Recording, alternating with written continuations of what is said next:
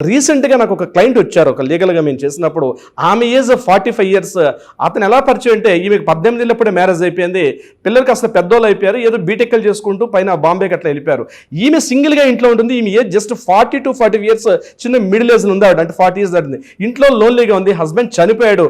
రీసెంట్‌గా ఒక 2 years back husband చనిపోయాడంటే అతను ఆల్రెడీ సిక్ అయి మంచం మీద పడ్డాడు. గడిచిన 5-6 ఇయర్స్ సేవలు చేస్తుంది. ఈ టైంలో ఆమెకు అసలు సోషల్ మీడియా అంటే కూడా పరిచయం లేదు. కానీ వాళ్ళ అబ్బాయి అమ్మ ఇంట్లో ఖాళీగా ఉండి ఏం చేస్తావు కొద్దిగా పరిచయం పెంచుకో ఫేస్బుక్ అని ఆ అబ్బాయి వెళ్ళిపోతూ ఈమె కొద్దిగా పరిచయం చేశాడు. ఫేస్బుక్లో చూస్తుంటే ఎక్కడో ఒక అబ్బాయి ఫోటో కనిపించింది. ఈమె కొద్దిగా ట్రెండ్ ఫాలో అయింది. తెలియకుండానే ఒకరికొకరు మెసేజ్లు పంపించుకోవడం, ఫేస్బుక్ తర్వాత ఫోన్ నెంబర్ ఎక్స్చేంజ్ చేసుకున్నారు.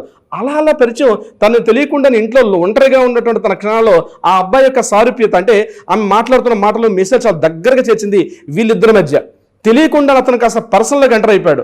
పూర్తిగా ఈమెను ఆక్యుపై చేశాడు. పూర్తిగా తెలియకుండా ఆక్యుపై చేసి ఒకరోజు ఫైన్ డే నేను చాలా ఇబ్బందుల్లో నన్ను కొంత మనీ పంపిస్తావా, ఒక 50,000 పంపించు, ₹1,00,000 పంపించు. మెల్లమెల్లగా ఆ ఫినాన్షియల్ ట్రాన్సాక్షన్ కూడా స్టార్ట్ అయినాయి.